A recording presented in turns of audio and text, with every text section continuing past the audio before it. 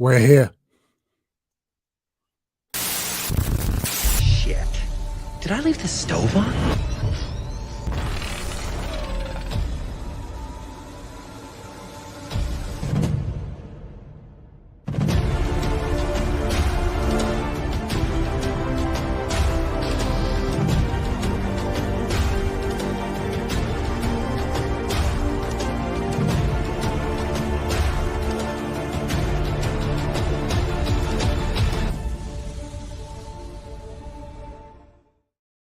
Ladies and gentlemen, boys and girls, children of all ages, welcome to the Opie-Verse, episode 35, Follow the White Rabbit, Let Me In.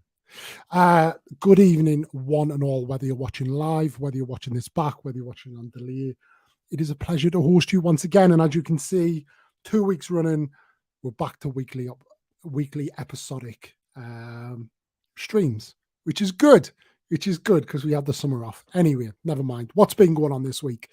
First and foremost, does anybody watch Beauty and the Geek this week? Because episode 4 was out, and our boy Henry, we got to keep rooting for him.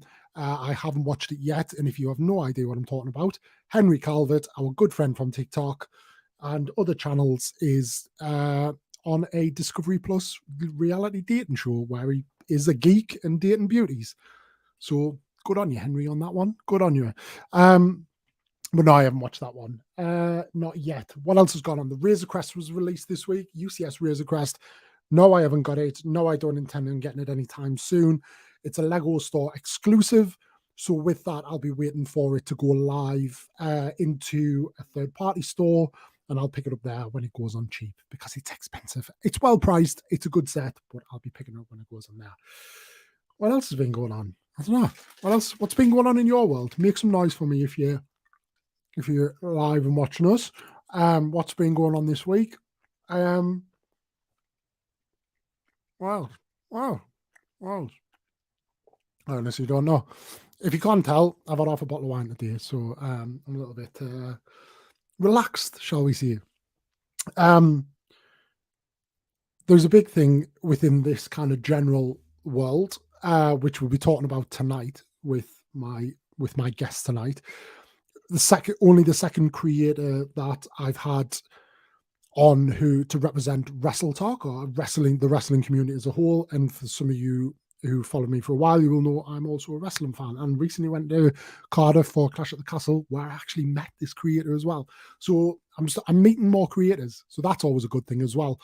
But yeah, there was a big event last night. There's been a lot going on in the wrestling community like the wrestling world as well, like lately. So there's a lot to talk about. But as we do here on the Opie-Verse, tonight is about the creator, not about the subject matter. Of course, we'll talk about the subject matter, but I'm always keen to learn more about fabulous creators across all platforms. So, without further ado, I bring to you this evening. You may know her from Instagram or you may know her from TikTok. Either way, she's a fantastic creator and part of a fantastic community in the wrestling community. But I give you G, aka Unicorn Goth. Good evening. Hello. How are you? I am, well, very tired after last night's event, but I am good. How are you? I'm all right. Other than just coming on the back of man flu, because as we all know, man flu is far worse than women cold or women's flu. So just recovering from that. So it's I'm good. I made the sensible decision to just avoid spoilers and watch it back this morning instead of watching it live. But yeah, good show on that one. Yeah. But no, it's nice to have you here, and obviously it was lovely to meet you in Cardiff, like over a month ago now. And yes, it was definitely so lovely to meet you in Cardiff. It was a good weekend, and I look for we'll get into that a little bit as well, because like Cardiff was. I think there's just so much to unravel from that, especially looking back. But I absolutely loved it. It was a great weekend. But yes, so but we're not we will talk wrestling, but we're not just going to talk wrestling because we're going to talk about you as well. But before we get into that, so you're only the second person to take upon this segment. Okay. So we're going to get to know a little bit more about you, G. in a segment that we call Getting to know you, getting to know all about. Crack that song. Now what? Sorry about the extended volume now, but that's the way that it's done. So what we do is, well, I kind of make this up as I go along because, as I say, this is only the second week, but I'm going to fire at you a bunch of like this or that questions. So just like, do you prefer this or do you prefer that? And there is no context. You can't give like this, but this or this. You just have to go with one of whatever I throw at you, right? So honestly, it's like pretty straightforward, but which just gives us an opportunity to find out a little bit more about G and what you like, especially when, you know, and we'll talk about it a bit more, but TikTok has this great way of kind of bottlenecking you into only ever really talking about one thing. And whenever you try not to talk about anything else, it doesn't like it. So you then feel like, oh, okay, that's my personality as far as TikTok is concerned. So we're going to find out a little bit more about you. So anyway, let's do 90 seconds because we did 60 seconds last week, but it like absolutely flew over. So we'll do 90 seconds and then we'll go from there. You all right? Yep. Ready? Yep. Let me just make sure that's done it right. 3, 2, 1. Okay. So comic book movies or sci-fi movies? Oh, comic book. DC movies or Marvel movies? DC. Oh, Batman. So the Batman or the DC like whole universe thing?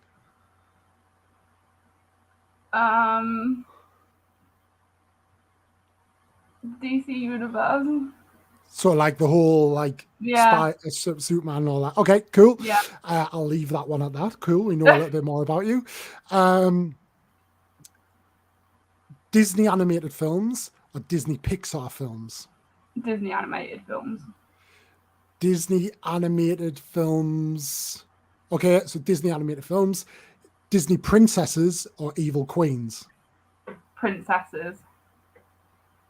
Okay. And got no more on that one. So, okay, let's switch it up.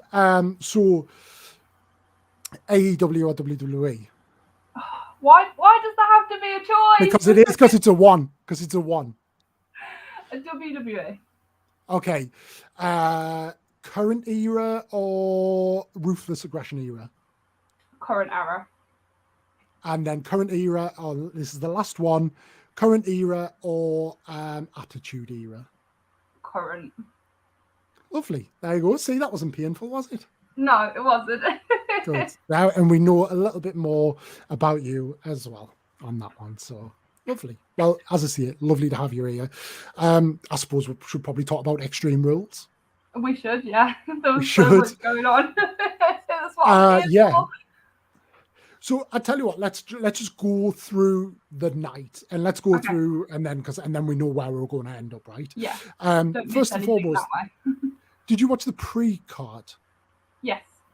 Who was the pre-card match? We had no pre-card match. It was just an hour of talking and promos. Okay, that's all right then. Because I expected when they showed us the card, I thought the Brawling Brutes and Imperium were going to be, but then it was like the opening match. I was really surprised it was the opening match as well because it was. Yeah, I don't like think they see if you're not going to close the show. Have had a pre-show match besides Clash at the Castle for quite a few pay-per-views. Oh really? Yeah, I don't know why they're doing it because a whole hour of talking and promos, they lose viewership from that. Yeah, I agree. And the whole the idea is that they do the pre-show for free, and then they chuck a match on, and they usually put quite a fun match on. Yeah, like makes people who are, and then people who are on the fence are like, you know what, I'll get it, and then go on and watch it. So, okay, so we'll start at to give it its full title. A good old-fashioned Donnybrook match. When it's only the second ever of one of those in WWE, how it can be fully titled a good old-fashioned one. What's your thoughts on it? For me, it was match of the night. I wholly agree. It was fantastic. Sheamus Yeah. and Gunther never fail to put on a bloody good show. Those two know how to give it us, and I love watching them fight. I could sit and watch them fight week in, week out, and never get bored. I wholly agree. There's nothing better than just that, like that, just raw physicality. Just Yeah. there's, you know, I suppose technically they are good wrestlers, but they're not, you know, high flyers. They're not this, they're not that. They're just brutes, aren't they? They just absolutely go after each other, and Yeah. they clearly have this like endless respect for each other, and they trust each other so much. I mean, Yeah. how many times Sheamus's chest has been ripped open by, but no, I agree. And I like match of the night for me. It was match of Unbelievable. the night for me. I literally said, as soon as that match ended, I went, there's got to be something extremely, extremely good to happen that will top that match, because that's going to be match of the night. And I was right. Yeah, Nothing no, I else. agree. It was Yeah. I'm assuming you've seen SmackDown from Friday as well. I didn't actually watch SmackDown. Okay. Have you seen what happened though? I've seen bits of what happened, and people have talked to me about what happened. So Because are we on about Gunther and Sheamus's match? yeah, the tap out, that wasn't a tap out. Yeah, sort of I know thing, yeah. about that. Have you seen it though? No, I haven't. So it's a bit random in that Gunther kind of like the way they're playing it is that he went to grab the rope, Yeah. but he kind of like double tapped. It just didn't look right. It was weird the way it happened, but obviously that wasn't the finish, so he wasn't like, there was no reason for him to tap out, sort of thing. But, People were saying that taps need to be more than 3 consecutive taps for it to be a tap out. So 2 taps technically didn't class as a tap out or something, is what I heard. that's definitely a new rule. If that's the one, That's what I've heard of several people. So apparently that's why the ref didn't take note of it. Okay, never heard that. I mean, this is the joy of WWE and pro wrestling. They can literally just make these rules up on the fly. I think what I find was particularly weird though, obviously it was an accident, but at the same time it gives them an opportunity to further prolong the feud, which I think everybody is all in for. And they can go, like, they could literally, I mean, is Hell in a Cell coming up soon? No, I think we already had Hell in a Cell. Have we had Hell in a Cell? I think we've had it already. Our next one is Crown Jewel, and then Survivor Series, and then Day One. So yeah, there's no Hell in a Cell. It's Halloween Havoc, which is the NXT one, which is coming up soon. Okay. Maybe that's why you're thinking Hell in a Cell. So they can absolutely do something with them again, and I don't think anybody would do it. What I found weird is the crowd, like, very briefly give it the whole like you tapped out, but there was no emphasis on it. Like, it just didn't. I thought they would have really played on it, but yeah, but not taking anything away. That was some match. It was fantastic match. And Ridge and Butch, particularly, just had this ability to just disappear, then pop up in like big spots. And I'm guessing they're like full on fierce now. I'm guessing the Brawling Brutes are. It makes it interesting because they're 2 completely different like trios. So you've got like the Brawling Brutes who are all like go in, get in, fight, you know, do whatever they've got. And then Imperium are very clean and cut and like on form. And it's so different to watch them against each other because they've both got 2 different styles of like wrestling. Indeed, and what they were playing on a little bit is, what they have been playing on quite a bit actually, is the whole like Gunther giving it the like, oh, this is the image of a wrestler is lost, and you should be like a purist and weapons and all that, but then he keeps using weapons, and recently, so again that prolongs the feud, which I'm happy. I could see them to keep going. I mean, they're doing it with Riddle and Rollins, so they could definitely keep this one going over there. Yeah. But no, I agree. Match of the night.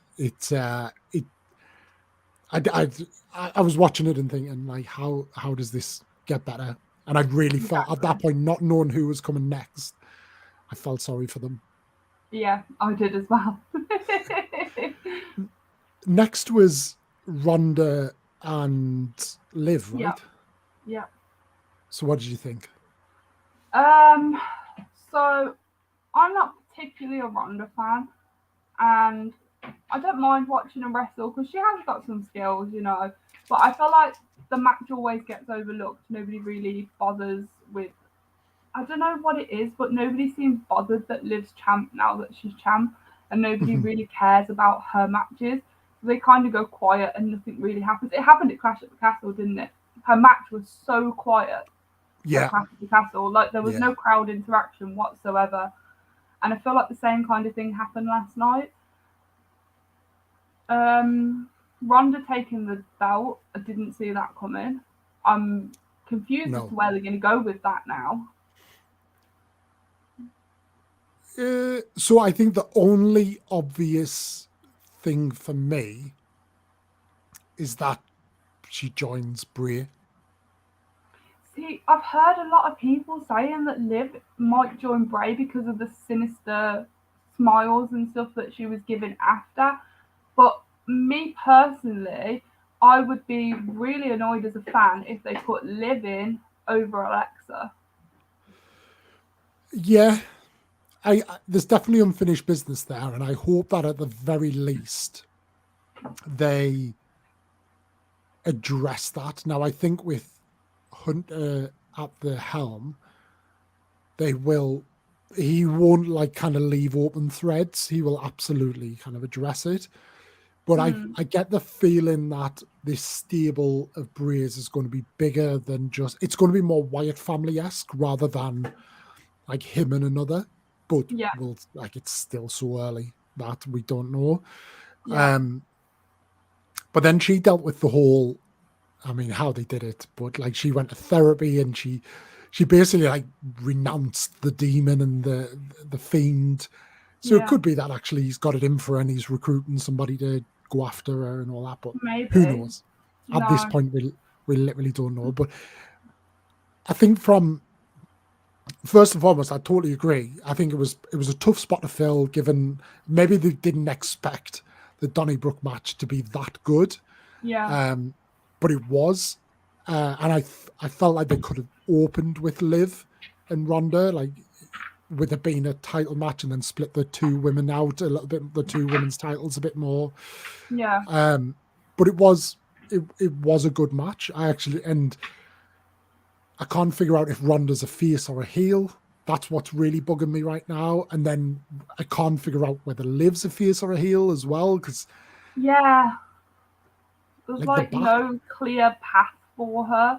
1 minute she's doing face stuff, the next minute she's cheating to win matches. She's doing all these sinister laughs and looks after winning from cheating, because she did that one match where she used the ropes to beat Ronda, didn't she? Yeah. And I can't tell at this point what she is actually doing. No, and I felt like that. It felt like she was moving towards a heel turn, like a full clean heel turn.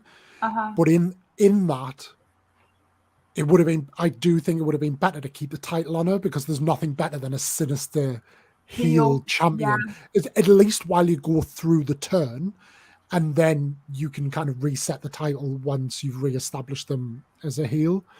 But this is where the only thing that makes sense now, unless somebody's looked at it and thought, we've rolled the dice on Liv, we're not kind of happy, everybody's flat on her, nobody's really feeling her as a champion.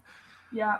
Let's kind of move on to somebody else, and Ronda is there's a lot of talk of Charlotte Flair coming back now, and Ronda is the obvious opponent for her while Becky's out, so that's the only thing I can think.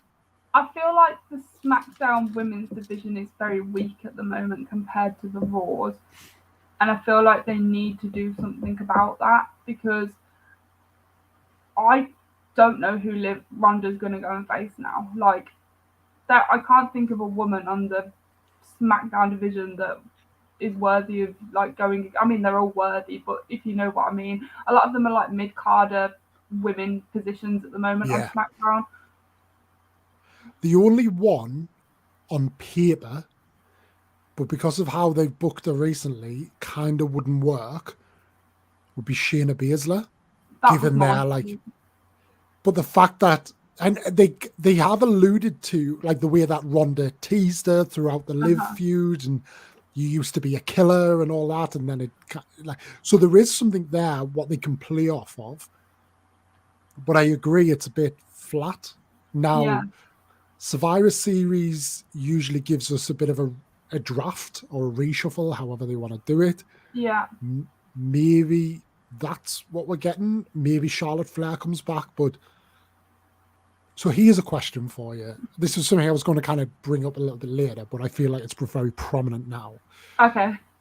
If there were no women's titles today, and you said, right, this is the women's division across Raw and SmackDown, and even NXT, how would you build the titles? Would you have a Raw and women's title, or would you have a singular title with? Because I saw Raquel Rodriguez say she would love a women's intercontinental. Yeah. So would you have a singular world title for the women, and then a singular secondary title like an intercontinental for them as well? See, I've spoke about this to a lot of people because I feel like the women's division is so big in WWE. Even though we have the two main titles, there's too many women to focus on storylines for just those two titles. I mean, we've just had the tag team titles brought back in, so there's a chance for like Triple H to put a few tag teams together, hopefully keep them together and work on the tag team division. But I would love to have a mid-carder like title as well, because I feel like there is a very clear divide between women in the division. So you've got your top, and there's ones that need work, if you know what I mean. No, like, absolutely. They're good. They're either really good in the ring and their promos are rubbish, or they're a bit rusty in the ring and their promos are good. Those would be perfect people for the mid-card like title to help them build to that world title type of thing. I wholly agree. And I would say that is not exclusive to the women's division. The men have that too, but the men have those mid-card titles. So take, for example, Gunther. Gunther is clearly destined for world title champion, 100%. at least world title picture, but he has to go through that intercontinental kind of reign and just being in that world to help him just familiarize himself with the big stage and the promos, and just that's what it's a proven ground. And with what you've got there in the women's division is you've got those who've done it and are up there, and then you've got those who kind of get a shot but are a long way off ready for the shot, and they really need that mid-card title there to just give them something else to focus on. Because like those mid-card title level women, they get that shot to fill a gap and then get pushed all the way back down to nothing. Well, they get paired up with someone and get a shot at the women's titles, but like you can't just kind of keep that's very Vince to do that. Now I hope Triple H moves us beyond that, and having Damage Control as the women's champions is the right thing to do because they are a proper tag team now. Yeah. So we'll see. But yeah, it's it needs I a think bit of that's work. It needs a bit of work. It does, and I've heard new titles are on the way and all of that, and maybe that's something to look at. I feel like there's a bit of faith in Triple H at the minute, and definitely. I have all faith in Triple H right now, considering the product he's given us since he took over. 100%. But yeah, I do think last night though on that match, I did feel for them a bit because I did actually think it was a good match, and I was intrigued. Liv gave good. I think she there was some really good spots in it. She was taking them hits like an absolute champ. Both of them, like it was legit extreme. But yeah, it was a great match, I thought. But probably something that it will be overlooked, maybe because of the finish, maybe because it was Yeah. Ronda and all that. But yeah, it was good from that. Who was next? Who was next? Can you remember?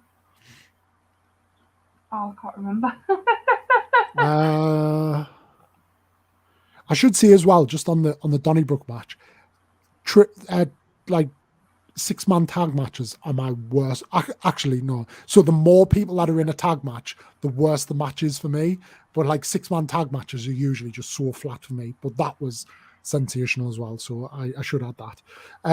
Yeah, who was? I'm It just wasn't. looking through. It was Carrion and Drew. Oh yeah. Okay. So thoughts on Carrion and Drew? Wow. My first thought was Scarlett looked absolutely incredible.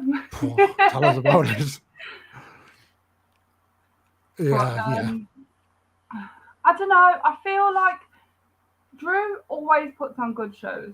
Like he always puts on a fantastic performance in his matches. Carrion as well. I've always been a fan of Carrion.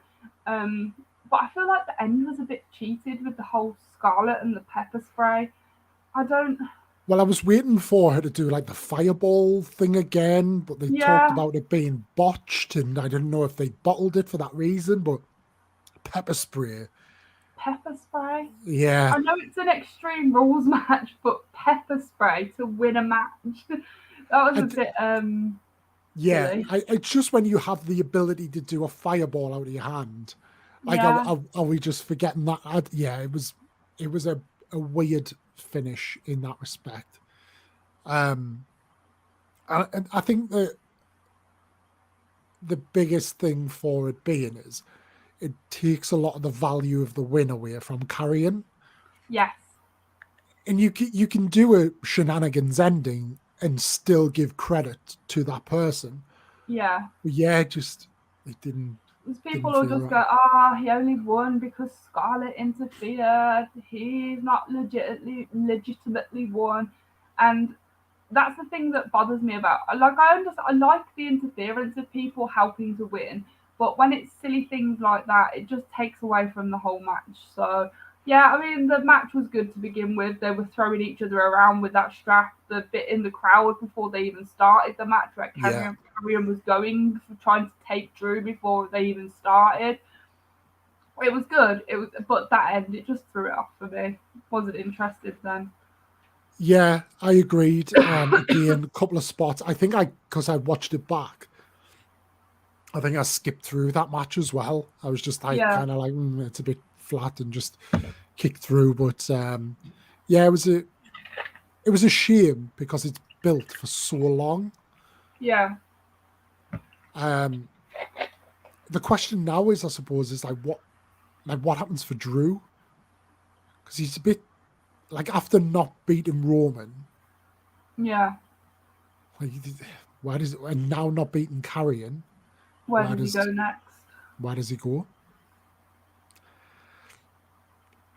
I have no idea. Until them belts are split off Roman, I feel like the men's division is just the top tier men's division is just shit.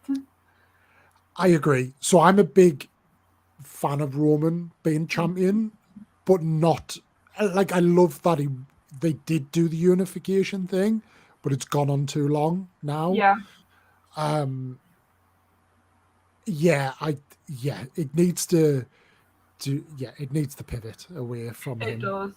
It does. And I think steering away from Extreme Rules a little bit, that whole segment with the bloodline on SmackDown, I did actually see that. I think it's starting to crack. I think the bloodline's starting to crack. You can see Jay's getting very frustrated. He faced off with Roman. I think Jay's going to be the one to start, cracking the bloodline away.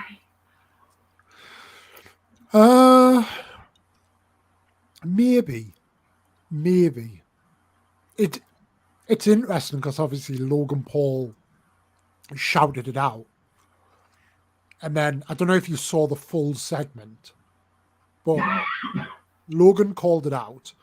Jay kind of blew his top, Yeah, and then like Roman looked at him and stood in front of him, and Jay kind of went like a puppy dog. Yeah. So I don't know. What I think will be interesting, I'm kind of interested to see how they play on it, like Sammy, and does Sammy ultimately lead to Jay being kicked out? Like, I feel like that's on the cards. Like, does he, with things like the Freebird rule for the oh, lovely cup of tea, thank you. Oh. So like with what I was thinking, because I was thinking about this afterwards, and thinking like the Freebird rule. So like the New Day used it, and we as the collective of the tag team champions, but Yeah. tonight you'll be facing these two. Technically, they could use that in the bloodline. So they could use that and say, well, actually, you're not facing Jimmy and Jay tonight, you're facing Jimmy and Sammy, because they are. Yeah. So I wonder if like they could do something like that, and it, maybe Jay can't make it one week, or Jay is injured, or just something that they can't compete, and Sammy steps in, does well and wins, Yeah, and then no, I Jay see is where like, you're no, going. no. So could be something like that, but it feels like they definitely need to start working towards, because like it's no secret that Roman is off soon. Yeah. He wants to, probably next year as a whole, wants to go and have a pop at Hollywood. Yeah. So I definitely think he needs a break. Even like he's been break. like He goes off to WWE. the island of He's relevancy been every the Saturday face and of Monday. like WWE for so long now, and you can tell it's taken a toll on him because he's missing pay-per-views, he's missing SmackDowns, and I feel like as a double champion, if you've got the belts, you should be there week in, week out. Yeah, no, I agree. And I feel like that shtick worked when he was the singular champion, because I think then what it did, it was actually it allowed an elevation spot for the mid-card titles. Yeah. And like, I think at one point Miz, like in the past, I can't remember, I don't know if it was when like they did the unification of the WWE and the World Heavyweight title, but I don't even know how long ago that was.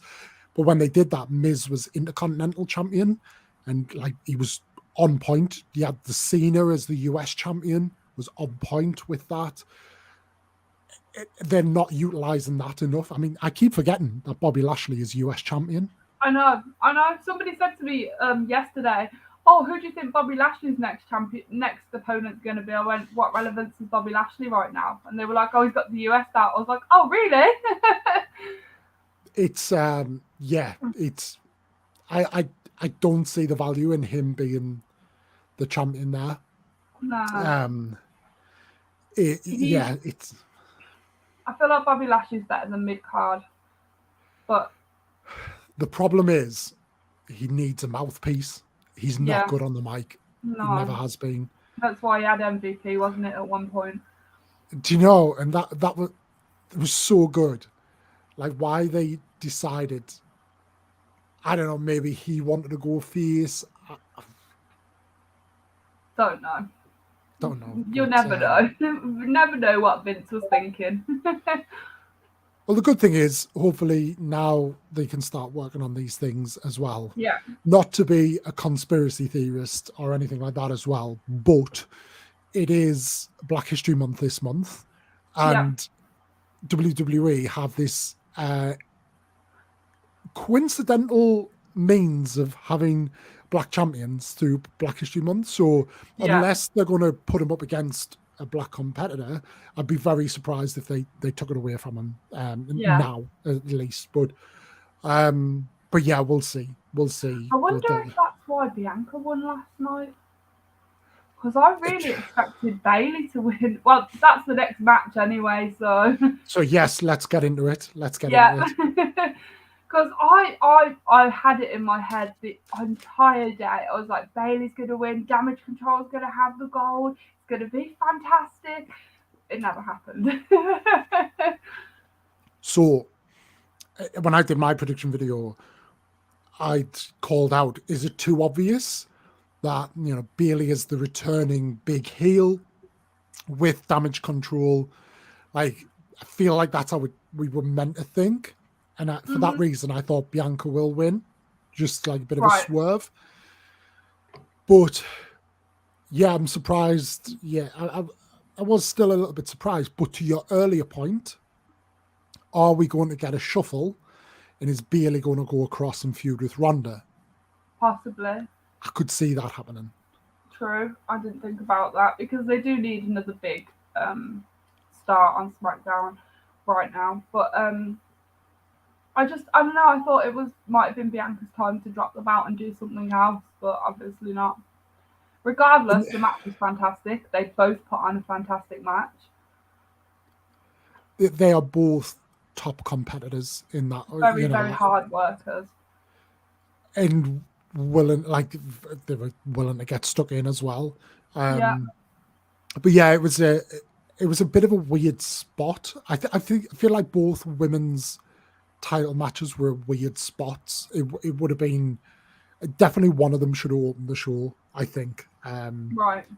But yeah, it was just the kind of like in there kind of match. But it was a good match. But again, I felt like the crowd participation wasn't hyped and like up for it. And I don't know why they didn't use, even if it was just for a spot, like the damage, like Io and Dakota. I feel like it was all working up towards that spot. But yeah, and I feel like we kind of get cheated a bit there because like Bailey's got Dakota and Io to come out and help her in that situation, but then Bianca's like solo. She's got no one. I suppose Alexa and Asuka could have come out, or I was expecting Becky to come out. I thought she might have been ready to return. But the rumor was she was at Raw, wasn't she, on Monday? But then people say, oh, Becky's been spotted backstage at Raw. She goes to all the shows with Seth. That's why she's there. True. Yeah, true. True. So when somebody said to me, oh, Becky's been spotted at Raw, I went, she's there with Abby and Seth. They go everywhere together. No, that's true. That is true. It's so she'll be back. She'll be back.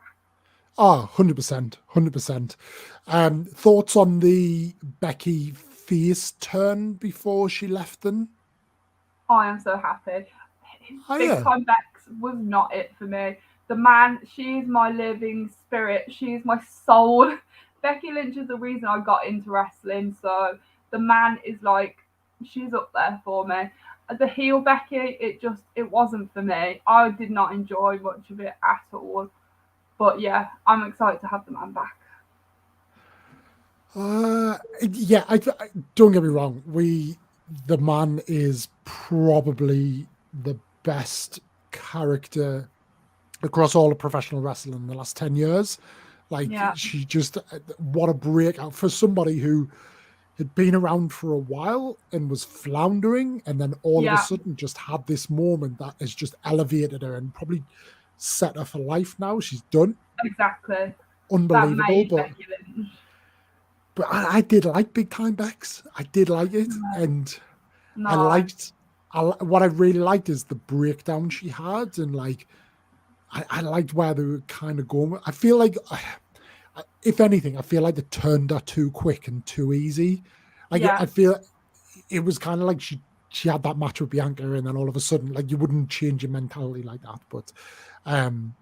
But yeah, we'll see. I think if she's taking time out, then it's... Yeah, no. I am excited for her return. I'm excited for Face Becky to be back, and I can't wait. Is it just for her arm? Is that what we're waiting for? She separated her shoulder, yeah. Yeah, that's quite a lengthy one, that, isn't it? She said she's feeling a lot better, and she expects to be back sooner rather than later in a recent interview. So she could technically challenge Ronda as well, but all I'm thinking is that they're unlikely to split her and Seth up. No, but it's in their contracts then allowed to be on separate brands because of the belly. Right. Well, then it makes me think though, is with Seth and Riddle coming to an end pretty soon. I feel like there's another match and we'll talk about that soon because we'll get to that match, but are they due a split? And could they move together? They could even move Seth. They could. Yeah. But who knows? Who knows? We'll see. Who knows? But yeah, it was. Well, the women's division is very much. It's not only needs a shake up, it needs a strategic. It's almost like they need to put the structure in the bin and see, Yeah. right, this is who we've got. Yeah. How do we want to build this if today is day one, rather than just try to fix what we've already got? And the time is now, and we'll see. We'll see. Yeah. Edge versus Balor, I Quit match.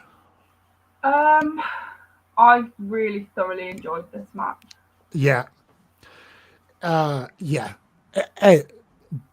Edge is, when he's done, and I know he's nearly done, Yeah, and I loved him in Vikings, so I don't know if you've watched Vikings. I haven't. So definitely recommend it. It's a fantastic series. Okay. And he's in it, and his acting is brilliant, but it's obviously helped him with this. Yeah. But yeah, he's He's unbelievable. phenomenal. So I really enjoyed the match. I did not expect to see Beth Phoenix. That was a surprise. I feel like the way that match went, we may get maybe a mixed tag, maybe Edge and Beth versus like Finn and Rhea or something along them lines later down the line. Yeah, I did think about that. It's like, what happens now? Because like Edge can look at that and be like, Beth Phoenix would be like, I'm not putting up with this.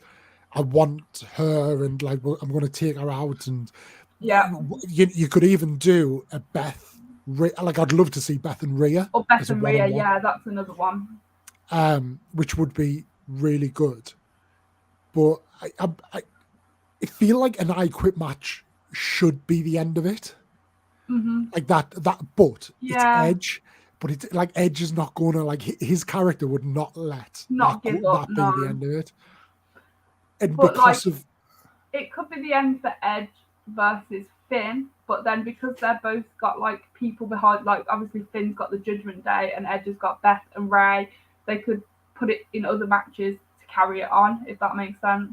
yeah, there's definitely like another match there, and how they do it. And I reckon I'll they be could so, keep it going for a while because of obviously the whole Ray and Dominic thing as well. So this is the thing.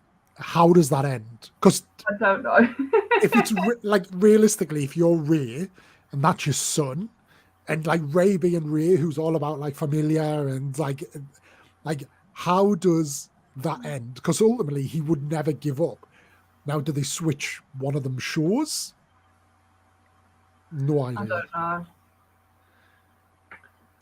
know. Yeah, I am glad Finn won because I think he needed it. Yeah. Although he did beat AJ Styles as well, which was like, and I've heard that Finn's on the rise, so good that they're giving him these wins. He deserves it as well. He does, but he's a great ring worker, but he does struggle on the mic as well. For how much mic time he gets, he does struggle a little bit in that way. But he is better as a heel, I think, as well. But, yeah. But yeah, I think Damien's probably the best one on the mic. Or Rhea. I'd say Rhea's pretty good as well. Rhea's pretty good on the mic. I don't think Dom's had enough mic time to even say he could use mic. Well, I think they're covering him quite well. So the whole like Rhea being his mouthpiece is great for that. He's obviously doing a lot of work behind. He's always covered up now because he's obviously bulking and he's really trying to change his image. And I think at one point the top's going to come off and he's going to be stacked, like he's going to be a big lad. So he's clearly working on stuff there. But and I think being in that group will really help him because it gives him an individual identity as part of a collective group, whereas he was just Rey Mysterio's son as part of the Mysterios. This was my first comment after he turned at Clash at the Castle. Now he can fly off and do things as a solo rather than just being under Rey's wing, which I was excited for. Yeah, and do you know, I don't know if just before Clash, they did an interview with Rey, and I couldn't work out if it was a work or a shoot. And he was saying he was a bit disappointed that Dominic hadn't worn a mask he wanted Dominic to wear a mask and wrestle in a mask. Oh. And I was like, I wonder, like, and I was trying to think, if that's a work, it's a hell of a work. And if Yeah. it's a shoot, it's a bit kind of like, oh, and I never either saw way, that. it could work well. And because the whole thing is, from Dominic's perspective, is like, I'm no longer in your shadow. I'm not going to be Yeah. who you want me to be and all that. So, Yeah. but it can't, this is what I love about the Triple H era. There's so much content out there now, and it all feels like a work, and like it's not just about what's happening on TV. I mean, the whole White Rabbit stuff, we'll get to that in a minute, but the fact that it was initially happening in closed audiences, like none of it was televised, but he was reliant on people recording it and putting it on social media. Yeah. Like, Yeah. super creative, all for it. But bless you. I'm feeling the pain. But yeah, it was. I definitely think they deserved it. Where do you think Judgment Day go? What do you think they achieve when all this is said and done? They get rid of it, like the edge thing's over. They kind of establish themselves for who they are. Who are they? What do they do? Like what? I don't know, because it's a tricky one, because like I would say that they just work to be the best like faction in the company, if that's their end goal, to be on top of it all. But obviously there's a lot of work to do to get there. They'd have to defeat so many wrestlers to get there. I don't know. Like just like you look at the Bloodline, and they are, although they are getting a hell of a lot of TV time, they're they're rivaling with Edge, who is top 5 in the company, probably top 3 in the company right now. Mm-hmm. But it still doesn't feel like none of them are anywhere near like Roman. And it like No. they're not at that level. Now, we talked about Bobby Lashley and Damien. I think Damien and Finn are both former US champions. Yeah. Makes sense for one of them, and maybe Dominic at some point to pick up that title. Yeah. Maybe. But I do wonder kind of where do they come from, and that's why I was intrigued with AJ. If AJ Styles joined, AJ Styles would really give them that world title. Yeah. Like view, but I'm not right now. I don't know where they go. I don't know what they. Maybe they could get Rhea on SmackDown to go after Ronda. That might work, because obviously we've only got the guys going after the guys at the minute, and Rhea's kind of hanging in the background, and she's not really doing anything other than looking after Dom. And her whole thing, if you kind of rewind it, was she lost the title to Nikki, then she did the whole women's tag stuff. Yeah. Then got kind of pissed off with Nikki and turned heel on Nikki, and then and joined the Judgment Day. And the whole point of that was it's to focus on me and to elevate myself and stop pandering to others. Yeah. And that mentality should lead you to a world title. And there's no doubt Rhea is world title. Oh God, yeah. Like material. But I want to see her face Beth. I'd love to see her and Beth one-on-one first. Yeah, definitely. That would be pretty cool. But yeah, good match. I found.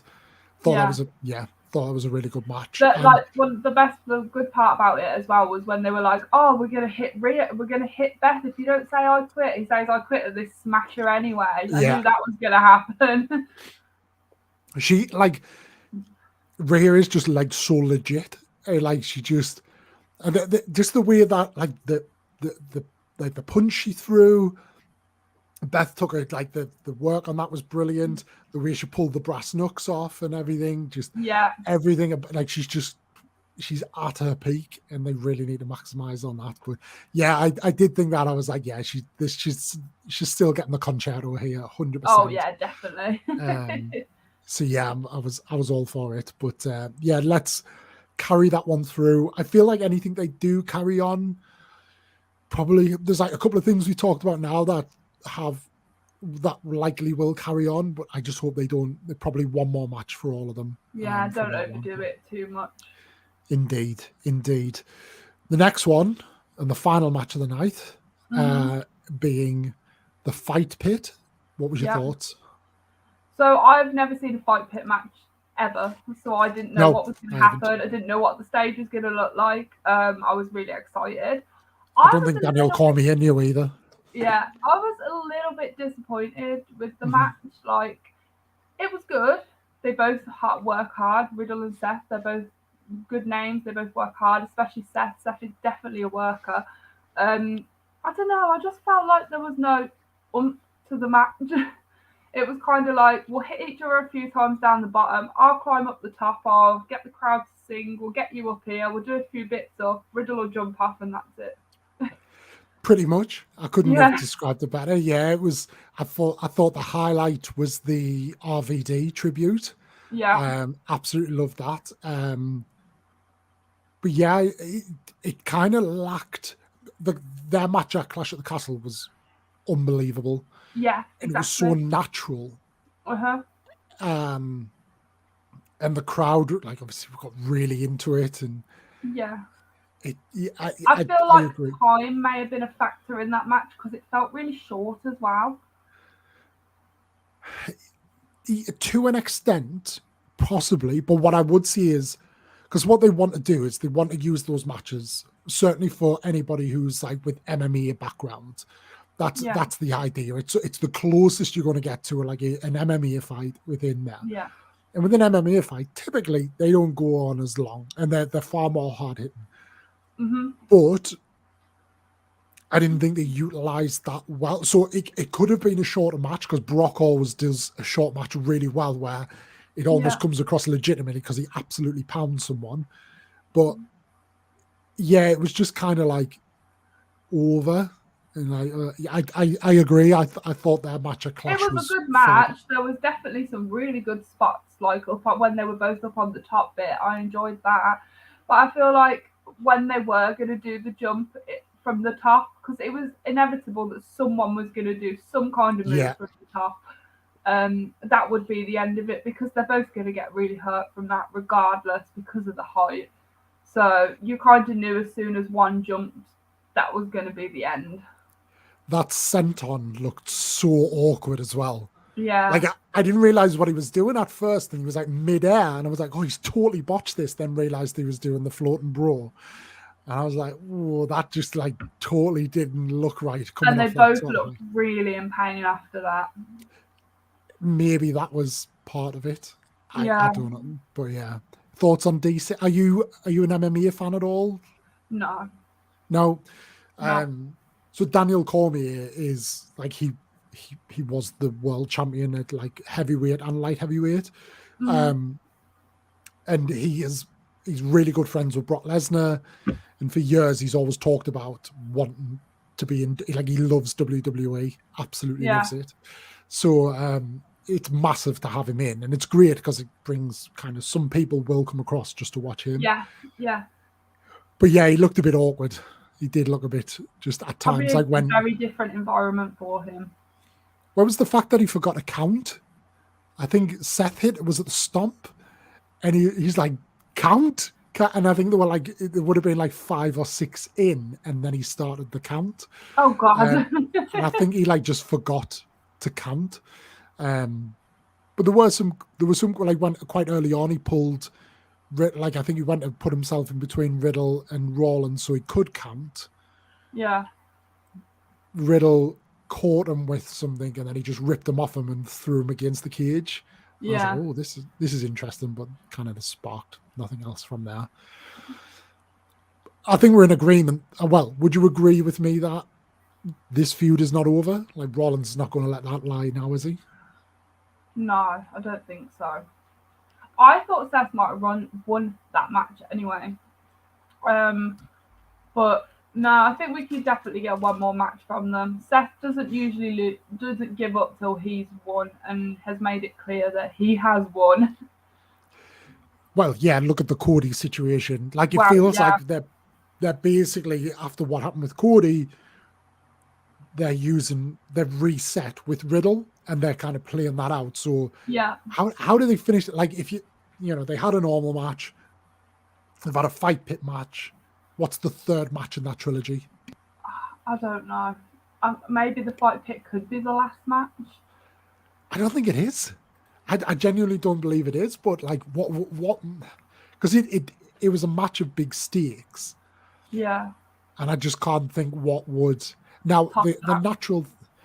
natural thing for Seth to come back is like, look, the environment suits an MMA fighter. This is not the UFC.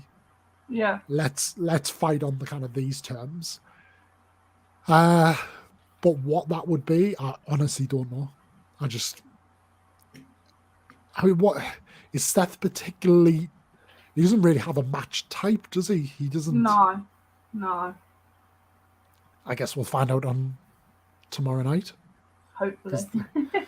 Indeed. Whole show, though, by the way, so there's kind of two ways of rating this. So you can rate the whole show as just a pay-per-view, but then also as like Extreme Rules, because Extreme Rules is such a like a nothing pay-per-view. Like it's one of those that's easily you just like, man, because the matches aren't usually all Extreme Rules. Yeah. But like from a match perspective, I thought it was probably overall like an 8 out of 10.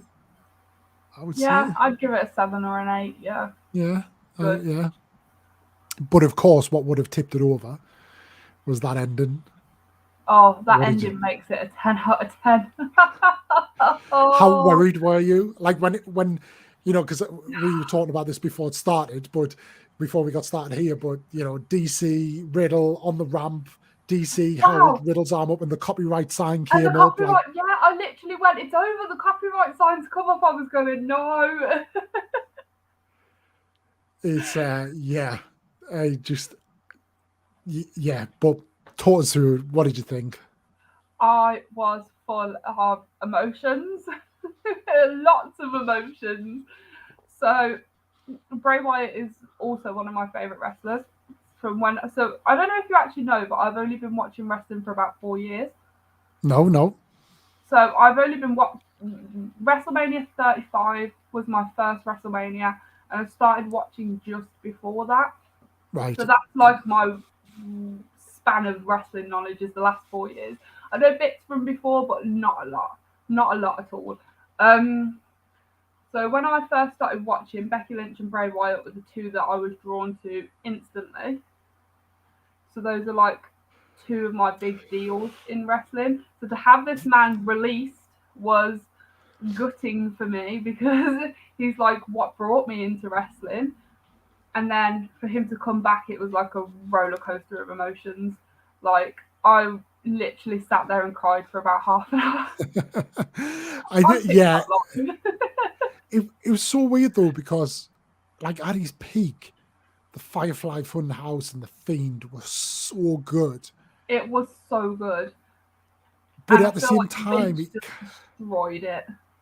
Well, some are saying that it was actually Bray himself just ran with it so deep that it was so hard to kind of get, probably the worst thing they ever did was make him the Universal Champion, because then you had to make him mainstream.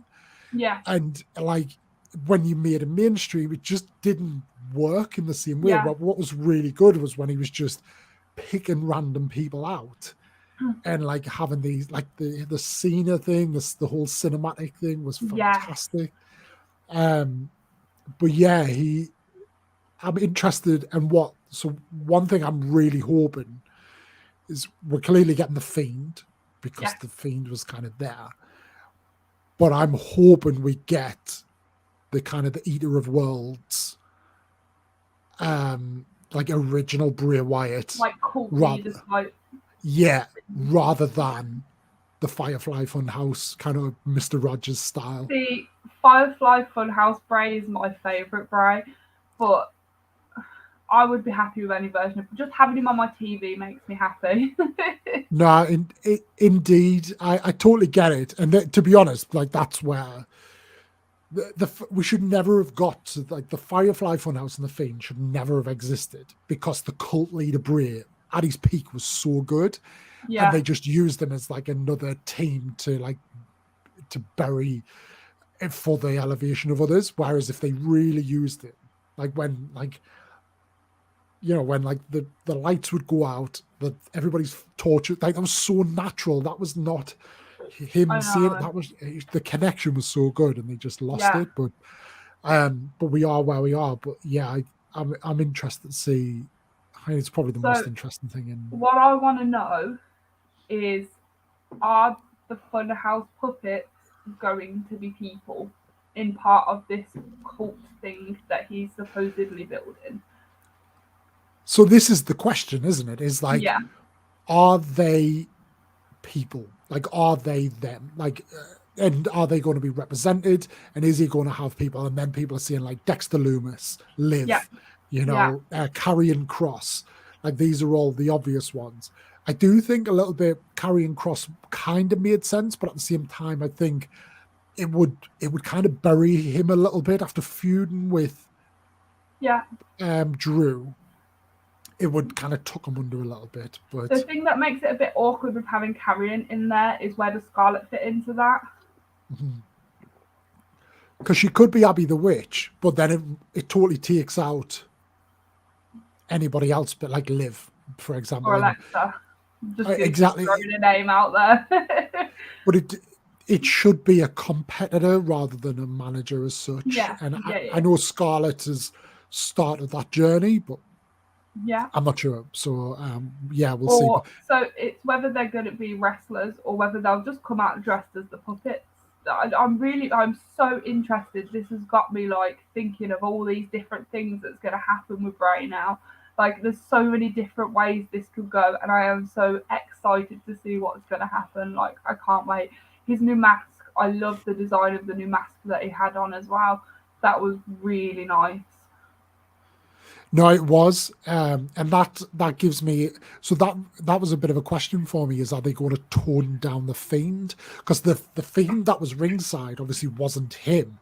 Yeah. But so is that because when they cut to the cinematic of the Firefly Funhouse all in darkness and covered in dust, I couldn't figure out if that was representing that it's kind of done, and that's done. He's moving on from that, but there's so many questions, and it's. But because it could be like the Funhouse is not needed anymore because we haven't got puppets. They're people now. Why do we need a Funhouse to hide puppets when they're real people that can come out now? Yeah. There's so many ways of looking at this, and and I feel like if they're gonna do this right and use the Fiend again, because I kind of thought that because the Fiend got burned and he kind of got buried a little bit, that he might be done with that character full stop. The way they could work this is keep him as Bray and use the Fiend very little, like only like in Demon Balor. Like Demon Balor, yeah. So only in a scenario where it needs to be used, like not every other week, like once a month when he needs to use him to face that or bury that one person, And I feel like that's how he should have been used in the first place. Yeah, I agree. I think it was that thing as well that with like the Firefly Funhouse version of Bray, when he would come out to wrestle in the jumper and the shirt and stuff, it just didn't look like nobody wanted that. Like people loved the Firefly Funhouse clips, but in the ring they wanted the Fiend, and that's where I think if you get cult leader Bray back, he was so much better in the ring. Honestly, it could go like we literally know nothing. We literally know nothing. So I'm so intrigued to see which way it goes. Don't think we're going to see Bray on Raw this week, because obviously we've got the whole DX reunion thing, the anniversary. I feel like Bray will take away from that, so I think it's quite possible that we won't see Bray on Raw. Maybe save it for the following Raw or SmackDown or something. It depends. Is he going to be Raw or SmackDown? Hopefully SmackDown, because they need something. Well, yeah. Or unless, like, in his nature, he just floats and he's just just kind of pops up where he pops up. But who knows? Like, honestly, I'm just, we'll see. If they did do a stable, if he did kind of do a bit of a Firefly Funhouse Wyatt family crossover, who would you like to see in there? Oh, so I'm currently making an edit about who I want to be in this. I'm guessing Alexa's So, in there. Alexa's in there. So I've kind of took the puppets and I'm kind of making an edit of who I would like each puppet to be. So as far as my list goes, I've got Alexa on there. I've got Braun Strowman on there. Braun as Huskus the pig. Yeah. Yeah. I've got Baron Corbin on there. As Ramblin' Rabbit or no, as the Buzzard. Oh, okay. And then my final one, I haven't quite decided whether I want the rabbit to be Karrion Kross or I've kind of got a feeling that Joe Gacy might be involved in this somewhere, but I don't know whether that's just because he's been in conversation a lot. But yeah, that as far as that goes, that's the kind of people I'm thinking at the moment. I've seen a couple of people mention Corbin as 2 seconds. It never does this, but if you notice, my camera's done this like weird thing. Oh god. I don't know why it does that. Oh, just a sec. So I'll switch to that one, and hopefully when I switch back, it'll work. It's only ever done that once before. Let's see. Oh, that's even worse. Oh dear. Right, let me just unplug. I have no idea what causes this. But yeah, I've seen a couple of people. I'll just talk whilst this is on in a really awkward position.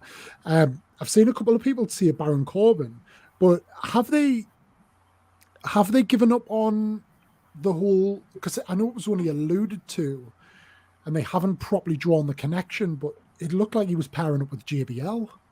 Well, that's the last we saw of Corbin was him getting in the limo with JBL, wasn't it? We haven't seen him since then.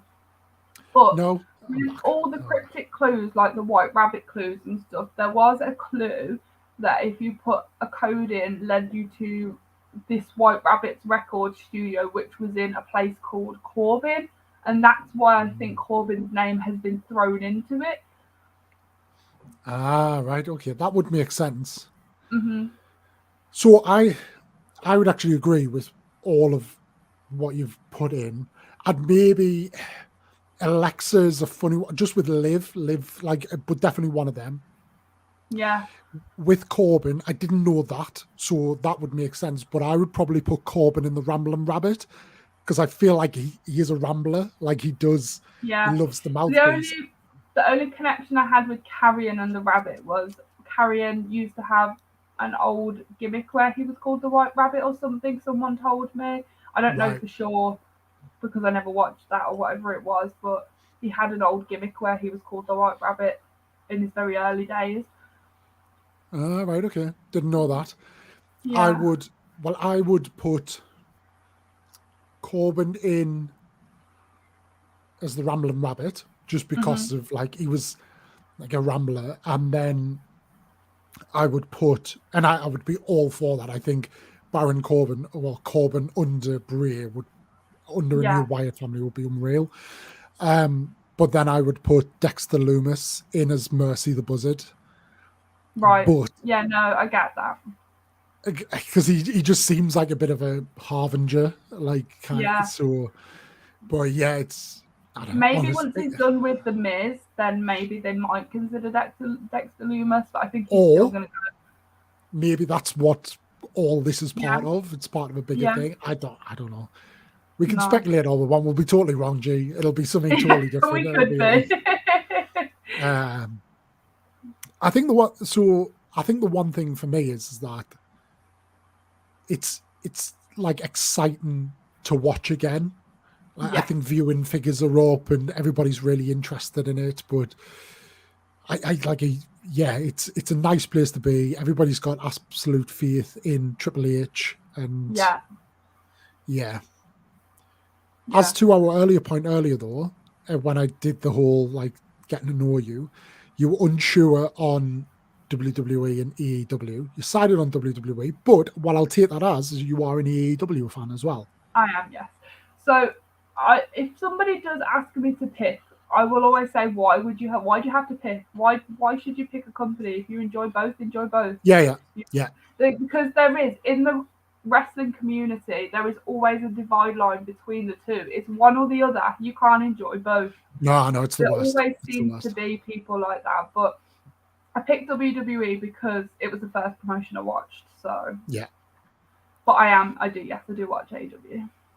How are you finding it? Because it's quite there's quite a bit of turmoil over there at the minute, isn't there? And like, yeah, there's a lot of drama going on at the minute. So I've only been watching AEW for about a year, not that long at all.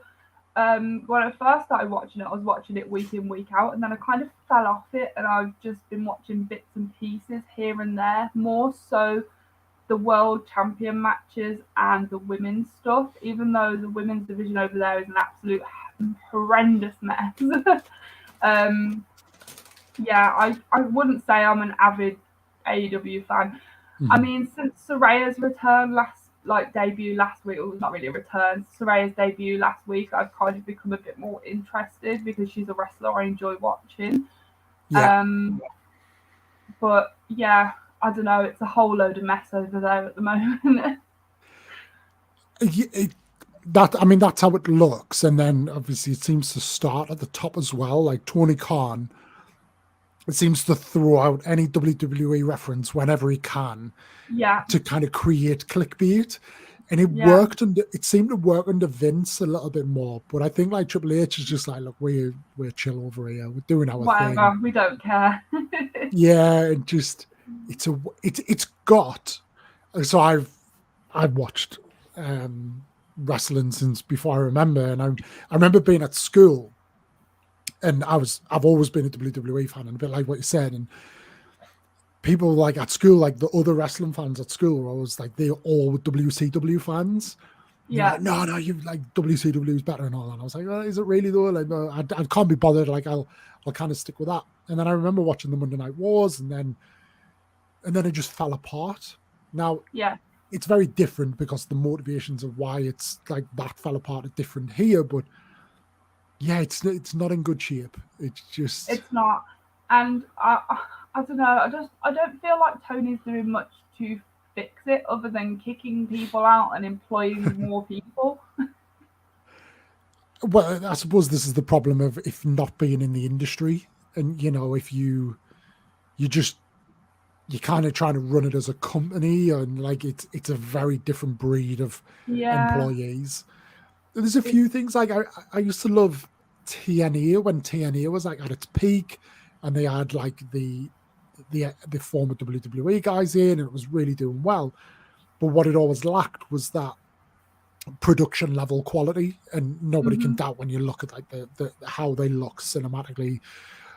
It kind of looks and feels a little bit like that era of TNA. yeah, But I think last night for me was a golden example of why I do prefer. So I do watch AEW. But I don't watch it as routinely. I always forget it's on. no, And yeah, then it's on at ITV at like 11 o'clock, and you're like, oh, like ITV4, and I'm like, oh shit, I'll watch that, and then I'll watch it for like yeah, half an hour and then go to bed. But the one thing for me is that, so last night, everything, so we talked about Sheamus and his chest being like ripped open, everything was so organic and natural, like in that sense. Whereas people like AEW, and I get that it's a different audience and stuff, but I hate like yeah. when they on purpose they blade each other, and there's blood. Like when it happens naturally, it just seems to work. But like when it happens every week, and you're like, oh, they brought these out. Whenever like obviously CM Punk isn't in there at the moment, but no matter what match CM Punk do, he always seems to bleed. Britt Baker as well. She always seems to have blood on her at the end of every match. It's like you expect it to happen now. Yeah, exactly that, and it loses its gravitas, and you go back to the Becky and the Man, that was totally accidental, but was the absolute making of her as well. So it by just kind of letting these things happen somewhat organically, for me has more value in that. Where I think AEW has probably fallen off a little bit in this sense, but where it has done really well is storytelling. But that seems to be falling off as they have all this inner turmoil. But in WWE, it's picking up as they just. I think all their champions at the moment, interim champion. No, Moxley's not anymore because Punk's gone, hasn't it? But the women's is an interim. I don't know. It needs to sort itself out a little bit, I think. It does, and I hope I hope they do, because competition is a good thing. Yeah. And I think kind of giving the wrestlers themselves the ability to move around is always a good thing as well. Like it was probably the best thing that's ever happened to Cody, and it just gives that kind of it's a bit like what we're seeing earlier around like mid-card women's titles and all that. Yeah. Like after WWE, before AEW, there was nobody who was kind of developing wrestlers at a point where you were then pushing them to the door of the WWE. Like they were having to come through NXT, whereas AEW is now, okay, if you kind of climb in the ranks in AEW and then you want to go and make the big money, you should be pretty much ready to go straight onto the main card and all that. But we'll see. You touched on, so we need to talk about, because you touched upon Soraya, or Paige, as some might know her as. She follows like 30 odd people on TikTok, and you're one of them. I am. You tell the story. Like how does that happen? I don't even know how it happened. So basically, I was just tagging her in loads of TikToks, tagging her, commenting on her TikToks, even though she didn't have that many out. I was always talking to her in her Twitch, and then one day, I just went into her Twitch like normal, said, hello, how are you? She went, oh, Unicorn Goth, I know you. And I was like, she was like, you're that girl from TikTok, right? And I was like, what? Because before she would just answer whatever questions I was putting in her Twitch thing. And so I commented back. I was like, yeah, you commented on my TikTok a few times. She was like, yes, I know you. Yes, I know you from TikTok.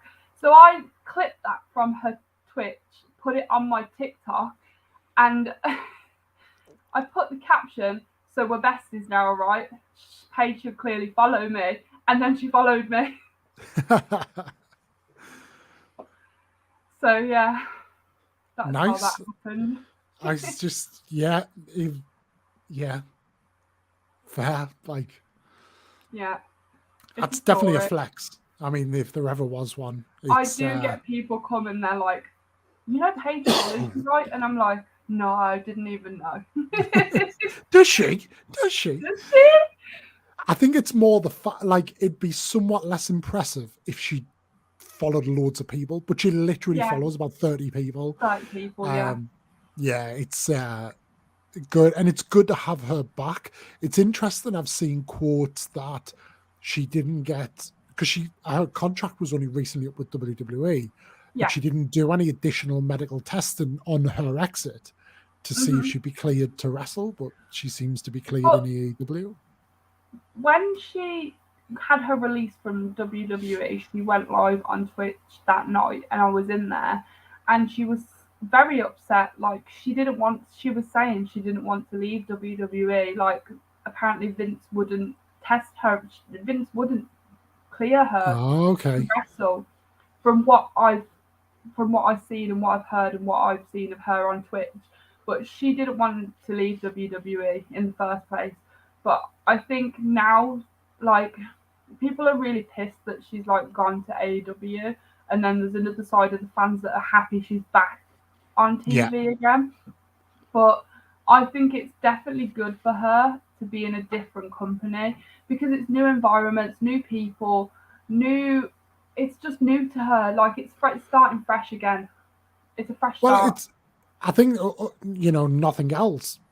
WWE just weren't utilizing her. She was essentially an ambassador. She was never on TV. No. I never understood why they didn't form a stable. Well, they started to form a stable with her, and then it fell apart. Like, I just never understood. She really could have been a mouthpiece for people. so never understood why they didn't utilize that. But yeah, they're definitely their loss, in my opinion. And I'm interested to see, have they confirmed that she will wrestle in the AEW yet? Or So I've seen a lot of reports going around that I can't remember the name of the doctor, but an AEW doctor has cleared her to wrestle. But I've not seen it from a confirmed source. But also, when she debuted, a lot of people were tweeting, "Oh, she hasn't been confirmed. She's not going to wrestle. She's not clear." But then she also tweeted, "Don't believe dirt sheets. I'll see you on Wednesday." I guess we'll see. Yeah. I guess we'll see. But nevertheless, it's nice to have a follow from her, for sure. Nice segue into TikTok though, but we're not just here to talk about wrestling, we're here to talk about you as well. We talked a lot about wrestling, but we love wrestling.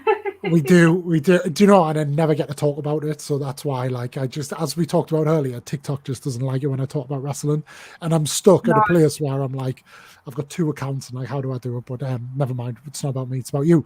When did you pick your phone? Like, what is your TikTok journey? Like, when did you pick your phone up? Like, how did you? I'm assuming you started watching TikToks and then you started making and connecting, but yeah, talk us through like how you did that. So maybe I think it was 2018, I decided to start Twitch. I thought it looked fun. I thought I'm going to give it a go. I enjoy gaming, so I really love gaming, and I thought, right, we're going to give Twitch a go. Let's give it a go. Let's do it. And then I've seen a lot of people using TikTok to utilize their platforms. Yeah. And this was a point where I just watched TikTok. I never made TikToks. So I thought, okay, right, let's get an account name. Let's start promoting my Twitch on TikTok. And I kind of found that the gaming platform on TikTok was kind of flooded at that point. And it was really hard to push just general clips because I was playing Fortnite at the time. That was my go-to game. It was really hard to just push out bog standard clips of Fortnite on TikTok and get anywhere. So I kind of gave up after about maybe 4 months of posting and Twitch and stuff. And then COVID hit. COVID started to hit then. And I moved from up north to back down to Birmingham. So that was just before COVID. So I kind of did nothing. And then obviously we were at the point where we were in lockdown and we were stuck in the house. And I thought, do you know what? I'm going to pick TikTok up again. I'm just going to follow trends and see what happens. Followed trends, got a bit of a following, and then started posting wrestling stuff. And then from there, it went. So many questions. Whereabouts up north did you live? Pardon? Whereabouts up north did you live? So I lived in Hartlepool for about 2.5 years. Nah. Yeah. I'm like 20 minutes away from Hartlepool. Yeah. There you go. I genuinely thought you were going to say like Manchester or something. Like, no, I was in Hartlepool for about 2.5 years. North. Nice. I used to work there as well. Okay, so cool on that. You were a TikToker you're one of these few TikTokers who were actually a TikToker before COVID as well. Because everybody jumped on the bandwagon through COVID, but you managed to get on before COVID. So that's a flex as well. The account that I use now, the unicorn Goth _ is actually my second account. So I had a account in the first place, and that's where I started posting my Twitch clips, and then started with the trends and then the wrestling. And I had a lot of community guidelines for reasons I will not go into. Somebody had it out for me, and they completely killed that account. So I had to make a second account, which is the account I'm on now. And I managed to grow that account to where I am now. I was really happy that account actually grew to that level again. So the other account was on about 12,000 before it got ditched. It gone. So I was really happy I was able to build that following again through another account, because that's very rare you can do that unless you've got a mega following. Yeah. But yeah, I'm really happy with my account now and where it's going, so I love it. I do. I No, love it's a it. good account. It's a good account. I mean, you're very active on there. You're a source of opinion, that's for sure. Like you're very up to date as things happening. I sometimes have to avoid you because I'm like I need to like come back and I need to watch what I need to watch Yeah. first, then come back. But if I've like I always enjoy seeing because there's a couple of I only follow a couple of wrestling people. So yourself, Steve, Santi, Lana, and Courtney are like the Yeah. 5 that I follow. Lana, I'm sure Lana doesn't get the same content for like 3 months later because she never talks about anything when it's happened. Yeah. And then Steve and Santi obviously do the straight shoot. The straight shoot, So they kind of do the straight shoot and then clip it and push it out that way. So that's always a bit delayed as well. I do see some stuff from Courtney, but it's mainly you and Courtney, the main two. But yeah, you're like, you are on it. So like when I have like seen if you're it, not on it, then so like the way to do it is the second something is announced, post it because they get the views. If you post it straight away, you get the views straight away. No, you do. It was like last night. I've got another TikToker friend, wrestling friend, that was at Extreme Rules last night, and we've got a little group chat of like a bunch of us that from Wrestle Talk that talk quite regularly. We're all quite good friends with each other now. And he was posting saying that they're sharing these word searches out handing these word searches out at Extreme Rules, and he sent us a picture. And we quickly worked out what the word search was meant to be. I posted it. That video's got nearly 50,000 views on it. Nice. You've got to be quick on it. Like, if something gets announced, post it quick. Because if you wait, then sometimes it goes nowhere. It's funny because in our world, like the whole Star Wars world, particularly, and Marvel, there's a balance. Because people know things are on, so they know like She-Hulk's on at the minute and Andor's on, and people are watching it. Now you get people who like will literally sit and refresh on Disney Plus. There's episode drops, they watch it and they post the videos. Yeah. But the problem is not everybody's doing that, so everybody avoids them. So there's a spot that's a dead spot that you don't want to post in because nobody's seen it yet, and people want to watch it before they watch the videos. But then you have to try and time it so that you're catching people off the back of it. And ultimately, that's why I don't do those videos, because it's just I've never figured out that sweet spot. Wrestling's a bit different because it's live and a lot of people are watching it. I would imagine, because obviously it's bigger in America. I don't know if you've ever looked at your analytics, but I would imagine you've probably got more followers in the US than here. I do. Yeah, I think so about 60 to 70% of my following is American and Canadian. So the expectation there is that actually they are watching live and you can share that. So exactly. That engagement is important in that sense. But look, it's a game, it's a hustle for sure. Like to just. That's why I've kind of like when I upgraded my phone contract last year, I was like, I'm keeping my old phone because of things like when the pay-per-views are on, I'm live on one and I'm recording on the other one to post, because if I post them clips a day later, they're not going to go anywhere. 100% agree. Like you for that, especially with the whole Bray Wyatt thing. Like last night, everybody needs to. I mean, the worst thing for me is WWE themselves, especially on Instagram. Like they post everything on Instagram. Like so, that's why I don't go on Instagram until I've watched it. And like you're like, and sometimes I forget, and then I'm like, right, don't need to watch Raw now, or don't need to watch that now. But yeah, it's it is a good community though, and obviously you had the pleasure of Cardiff that we touched upon earlier. Was that the first time you got together? What, the Wrestle Talk lot? Yeah, that's the first time I got to meet Lana, Courtney, and Steve. Yeah, that was the first time we all got to meet together. Nice. We've done a little bit from like the Lego and the Star Wars side of it. It is a good. And it won't be the last time, I'm telling you now. Well, that's what I was going to say. Are you kind of making plans? Because the problem is we don't get a lot of shows here. Well, this is the thing, we don't get a lot of shows. So, I mean, we do have a plan to meet next because Courtney is getting married next year, and we are, me and Lana are going to the wedding.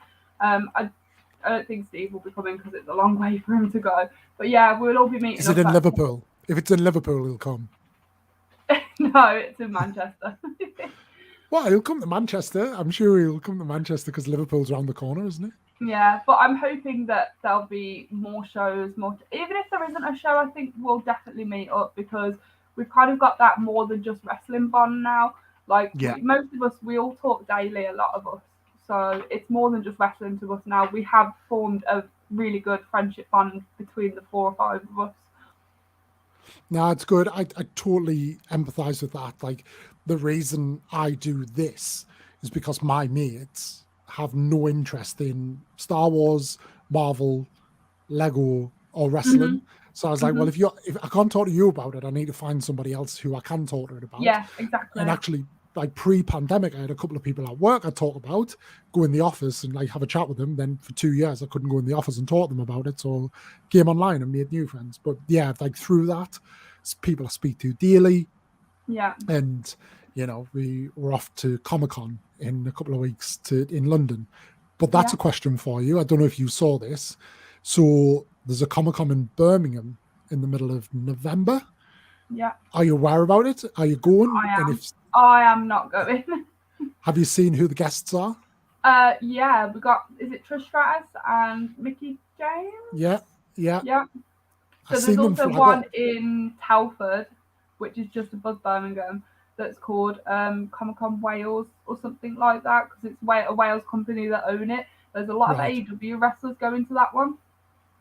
Oh, okay. Didn't And know I about think that that's one. the first weekend of December. They're too close to Christmas for me to even think about going. Yeah, I mean, you know what it's like up here. Like you are close to nowhere up here. You know, I stopped off when everybody headed home from Cardiff. I stopped just outside of Birmingham and then still drove for another 4 hours to get home. I did laugh because that was my first stop. And then I was talking to you at the time and you said you'd stopped off on your way to Birmingham. I was like, did it really need to stop off? But, you know, but yeah, it's way out the way. And because I'm going to London for the one at the end of October, it's like 2 or 3 weeks later. I was like, I can't. It's too close to Christmas. But too close to Christmas. But it was a shame. It is a shame because we went to the winter one last year. That was really fun. And when we took my daughter, that was her first Comic-Con. She absolutely loved it. So we promised her we'll go to the spring one instead. Oh, nice. How old is she? 6. Oh, so she's like bang on that age. She's like totally getting in there. Yeah, she's ready. So what's her this or that then? Is she wrestling? Is she Marvel or?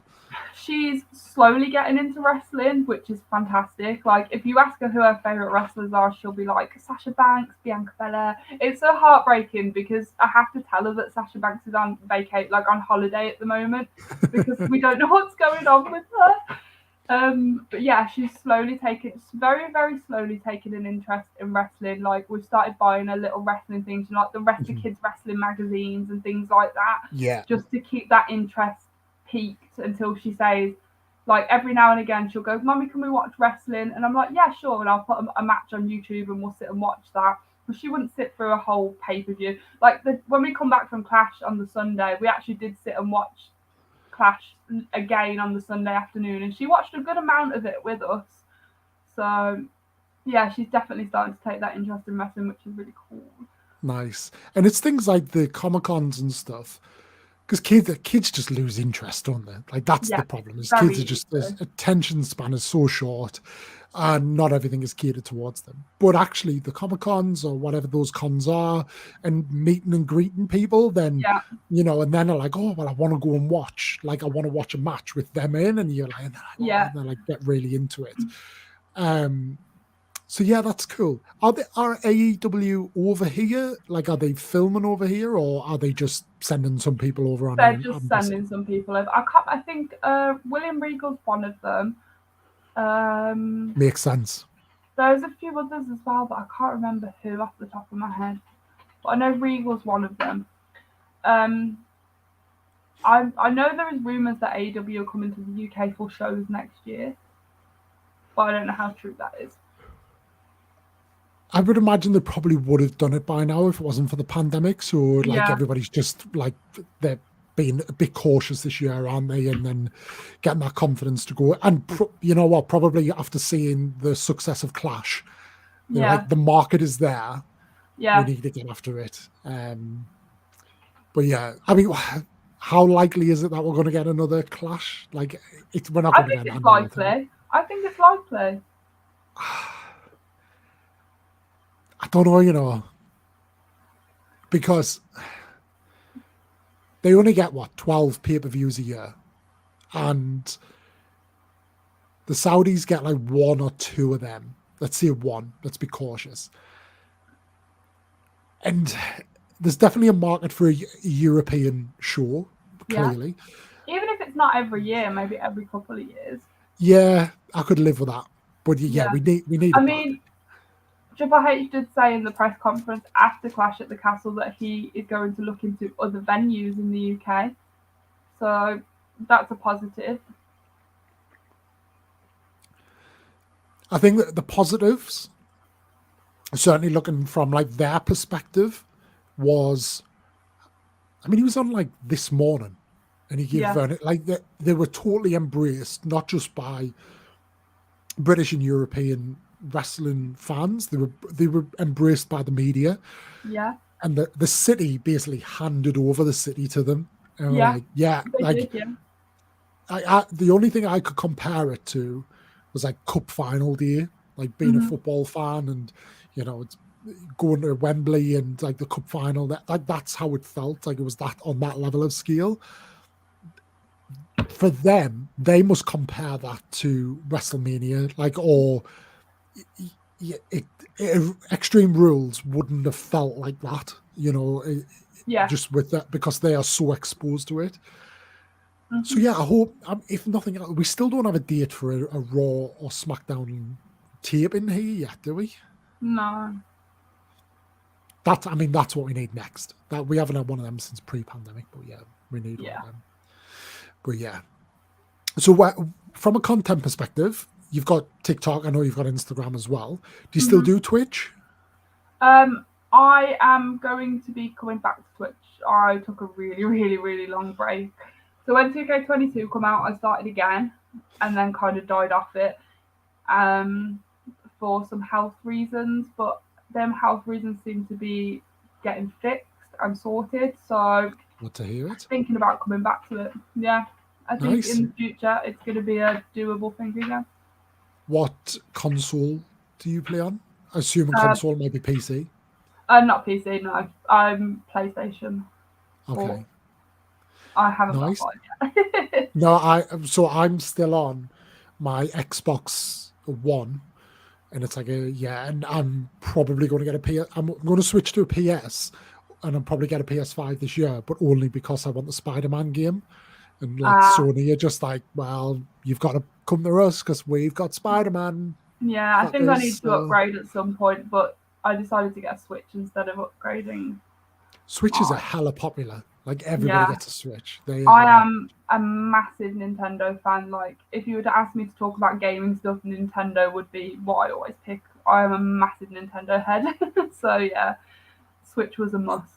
They do have a lot of like low key like licenses. So obviously Mario being one. They've got the Pokemon games. Pokemon. Zelda, like growing up, I always loved Zelda, but Pokemon's the one for you? Yeah, Pokemon's the one for me. That's like day one, 96, watching Pokemon all the way up till now. Everything. So I'm going to sound like an old man here, but like I remember being a kid and Pokemon coming out, and like I remember having them for the Game Boy and stuff. Like, are the games still that good? Yeah. Do you know what? The games have developed so much better since then. Because obviously you, from the Game Boy to like, we'll say the Switch now, there's a massive graphics improvement. There's like improvements in the gameplay, improvements in the way the games are, storylines and things. I just think Pokemon got better and better over the years. Definitely. Like we're at the point now where we've got open world Pokemon games and they are fantastic. Legends of Arceus is probably one of the best Pokemon games I've played in a long time. Nice. Yeah, like I don't have a Switch yet, but I tried to convince Rach, my wife, that it would be a good idea if like we got one, like rather than I get one. Like we should have one for the house, and we can play together. She wasn't having it. There's So I have many good multiplayer games for the Switch as well, and they're so fun as well, like interactive and that, like Mario Party and things like that. I would recommend one. I really would. I'll clip that and I'll show her it. But yeah, I thought like I could probably get one on the cheap we could go halfies on it, but oh, hello. I need to get. Oh, hello. Someone's needing attention. So yeah, Twitch would be good to. Funnily enough, I had Twitch and then I cancelled it. I closed it off a year ago because I was just like, I don't know, like I didn't go on it enough and all of that, but I do miss it, and it was more just like a good little like thing to have. So I've reactivated my account. Oh. I've started there, but the one thing I hate, the reason I stopped doing it is because Xbox. I've got a MacBook, and I've got an Xbox, and obviously Xbox being Microsoft, they don't like Macs, so they don't connect very well. So the streamings were shit quality basically. So I was just like, nah, get rid of it. Whereas now I'm like, right, okay, if I get a PS5. Might work and go from there. It might work, yeah. Do you still play Fortnite? I do, yes. Very, very regularly. Do you know, I've never played it, and I've always just had this impression, probably from TikTok, that it's like, it is like the kids' game. But like, when we talk about the Lego and Star Wars community, everybody plays Fortnite. So oh, really? I enjoy it. It's a good laugh. It's a good laugh. I play it with we always have full squad when we play Fortnite. There's always 4 of us every single time. So it's more of a chill down game to play with my friends, but they recently released Overwatch 2 a couple of days ago. So I'm Wasn't it a disaster? Yeah, it's been an absolute disaster. I think I've played 2 games since it's been released because all I've been doing is stuck in queues. I've heard this. I've heard that it's like. But I'm hoping in a couple of weeks it might calm down a little bit and I'll be able to get on it properly and have a good go. Do you know, it's one of those that I don't really know anything about Overwatch other than the controversy, because there was a problem at Blizzard, wasn't there? Like a while ago, and it was getting. I know even Lego had the contract, so they had the license to make Overwatch sets, and then because of everything that had been going on at Blizzard, they were like, we're not releasing these because we don't want to be affiliated with them. And then it kind of like, oh, it's come out, it's been released, and then it's been a disaster as well. Ross, thank you. And see, you've just said Johnny Wrestling is there as well. That'd be good to. I'd love to see Johnny Gargano. He's. It's a shame that he wasn't at Clash. I would love to have seen him live. Yeah, me too. Yeah, but so what? I've just realised the time, so we best start like wrapping up and stuff. But what do you are you kind of like making particular plans for content? Because it definitely seems like you get the TikTok game and what you were saying earlier. You understand that you've got to be hot like shit out with the things and all that. So you're definitely invested in it to that level. Yeah. Do you kind of plan ahead? Are you making plans, or are you just riding this wave and you're playing the game however needs to be played? I'm just riding it. It's literally a when and where. Whenever I feel like it and wherever I feel like it. I don't really have any plans at the moment. And are you is that like, so right now TikTok, Instagram, and then obviously you've got Twitch as well. Do you have any other platforms yet? I use Twitter a lot. I am very, very Twitter. I always forget about Twitter. Yeah. So a lot of people forget about Twitter because it's very, very toxic. Like, it can be very, very toxic. But yeah, Twitter, wrestling community. Wrestling stuff on Twitter as well. Mainly when like the live pay-per-views and stuff, I post a lot on Twitter. But other than that, no, I don't really have anything else. Yeah, I definitely need to use my Twitter a bit more as well. Well, I have it, and I always forget I've got it in that respect. I asked Lana this when she came on, and I've asked a couple of I would ask the lads, but I know the lads don't ever get asked this as well. But from it's more TikTok, I would find, just like when we were talking about earlier, like lives and people random coming in, do you get much? I suppose there's two sides of it. There's like the misogynistic abuse that people kind of just come in and just chuck forward. And then there's the pictures that people will send you as well. Like, do you get, and how often do you get asked, have you got an OnlyFans? Because like people always ask that as well. And I always see that in people's comments as well. Very often. Very often. So nobody ever asked me. Why do you never ask me if I've got an OnlyFans account? God, ask you. People need to start asking men if they've got OnlyFans as well then. No, I do get asked quite a lot. It's to the point now where my Instagram, I've had to try and like figure out how to sort out my Instagram message requests because I'm fed up of seeing them pop up and there's no way to turn it off. You can't turn it off. So it's a case of now I just go in and delete them. I don't even look at them, I delete them. Yeah. No, I don't blame you. It's and I don't ask that to be like provocative or anything like that. I try to like show, basically to say it to lads, like do better. Like it's not like it's, you know, it's, if that's your opening line, like you're not. Like the worst one that gets me is when they send me a message request on Instagram like, "Are you single?" Go and look at my bio and you would see I'm not. Yeah. You know, why are you messaging me this? It's that thing as well. Like, is that your opening? Like, is that your opening line? Is that how you're going to make the play? Like, yeah. Well, like, am I going to respond to someone that goes, "Are you single?" No. Yeah. Men online, it's always hilarious. The beauty of anonymity, but lads, yeah, do better. It's a funny one on that. So okay, confession time. I asked you your specialist subject because I was going to do we were going to do I forgot the name of my own segment now. What did I call it? Oh, Mastermind of the Opie-Verse. So I wrote, so the idea is obviously mastermind that we British people love. And then it's like basically for you to choose. So I wrote out all of your questions and then my iPad died. So all my questions are on there and they've died. So I can't do your questions now. But what I will do is I'll basically treat you as a former guest. So what I'm doing is for everybody who has been on in the past, I'm basically pulling them onto this and we'll pre-record it and then literally get you on for like 5-10 minutes, if you don't mind, of course. Literally just get you on for 5 minutes, 10 minutes. What's interesting is, so tell us your specialist subject, please, G. So it was Disney animated movies. Disney animated movies. So obviously we touched upon it a little bit earlier on, but you're not the only person to have done that. It's like really? Somebody else has said that. Yeah. The person who said it, for the courtesy of people watching, is a guy called Jamie, who's the brick educator, who's like, he basically looks a little bit like me. He looks like a clean version of me. Like no tattoos or anything. He's just like, but yeah. So like his whole thing is he has worked for and with Lego.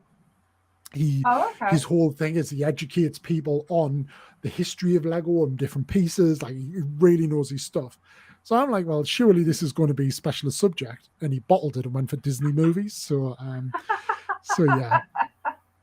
I didn't ask you about it though. What is your favorite Disney movie? If it's your specialist subject. My favorite Disney movie, and nobody ever expects me to say this, is actually The Sword and the Stone. I don't think anybody's ever gave that answer before to that question. No, I absolutely love it. I don't know what it is about that movie. I freaking love it. And I will watch it over and over and over again. Nice. Good shout, actually. I probably haven't watched that film in like 30 years. I watch it probably once a month. It's basically King Arthur, isn't it? It's that story, yeah. I do love is it Disney? Did Disney do it? Do you know the Robin Hood, where he's the fox? Yeah, that's Disney. That is Disney. Love that film. That's quite an old Disney film. Yeah, it is. No, I love that one. I mean, my favorite's The Lion King. It's like the Lion King is my a classic. All-time, not even just Disney. The Lion King is my all-time favorite film. Oh, really? Oh yeah, it's that good. It's that good. But yeah, Sword and Stone, good shout on that one. But yeah, if you don't mind, I would love to get you back on. Maybe because I've asked Lana had a meltdown when I asked her what her. What was that? I'm really curious. No, she hasn't decided yet. Oh. So I was just like, what is it? And she's like, oh, I'll have to give it some thought and all that. I was like, yeah, like, there's no rush. But what I might do is get you both on together and like one of you go first and the other one goes second and all that. So you can see you can give each other moral support and do it from there. But and then I'll clip it, and then what I'll do is on the next time I've got somebody on, I'll just share it and then I'll clip it and put it on TikTok and everything for you as well. But all that being said, G, it has been a pleasure to chat properly instead of after about 10 pints in a Wetherspoons after a Clash of the Castle. So it has been a pleasure to chat with you, and I'm really grateful like you just came on tonight after last night, especially after you've been up all night and all morning. So more grateful for that, but just to chat through wrestling with us, especially after that pay-per-view. Always a pleasure. Always a pleasure. I love doing these things because even though I get really nervous and I'm like, oh, people aren't going to listen to what I'm saying because for one, I'm a girl, and two, I've only been watching wrestling for 4 years. I do get hate because I've only been watching wrestling for 4 years. Someone will ask me something about the Attitude Era and I'll be like, I have no idea. I literally posted a TikTok the other day, which was ranking. Somebody had put an audio up, and I was ranking some themes. And because I didn't know who Maria Canales was, everybody started kicking off at me in the comments because I didn't know who a wrestler was. It's mad. Yeah, no, I do. I really enjoy talking about wrestling. I really enjoy doing these things. So yeah, It's always a pleasure. Good. And like this will never be that environment. Like this is always like a good, and it just like you might have put the TV on this morning, never seen wrestling before, and the wrestling came on, and you were like, "Oh, I'm a fan of this." Yeah. You are as much of a fan as anybody else. Like, never let anybody take that away. We get it all in the Star Wars community because you've got like the OGs who grew up with the originals who were like, "Well, this is the best trilogy," and I think that, but I don't take away from anybody who then has like gone on to like any of the others. Everybody finds a different road in. Yeah. Like, you know, it's all different things. The thing is, some of the things you watch as a kid, you always tend to find yourself falling off as you get older as well. So in a way, I'm kind of glad I found wrestling older than as a kid, and I grew out of it, if that makes sense. Yeah, absolutely. Yeah, absolutely. I mean, I also love the original Star Wars trilogy. So good taste. That's a good answer. That's a good answer.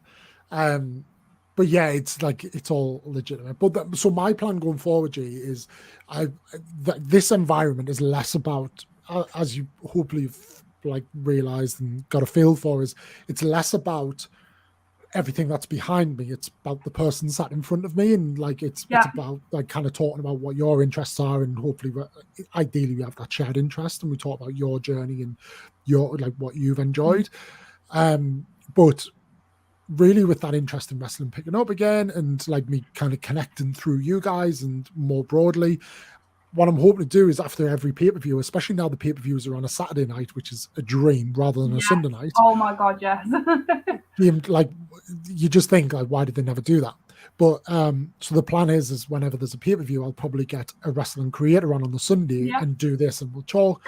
Once I've got a couple of you guys on, I would like to then host a group one, because that's what I usually do with like Star Wars. So when a series finishes, I'll get a group of Star Wars creators on, and we'll sit and talk about like, oh, what do we think of that series and all that, and then it's a bit more of an open debate, and we can all just get pissed together basically. That'd probably be a good thing to do, maybe like at the end of the year, because you could do like a yearly roundup, maybe a slightly longer podcast.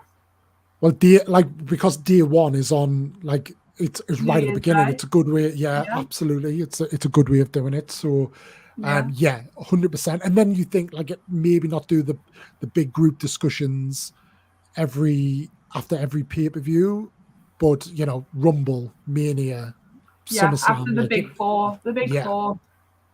So yes, so I'm on the hunt for my next one. Steve absolutely needs to come on, and then Sandy and potentially Courtney as well. So I know another person sat right there that would love to do a wrestling. Is that Ross by any chance? Yeah. Hi, Ross. He's waving. He doesn't know I can't see him, right? So yeah. No, I can turn him to see him. Hello. What? Yeah, so that's the plan, and yeah, I want to get really like diverse and get some mad creators, like totally unrelated content creators on here Yeah. as well.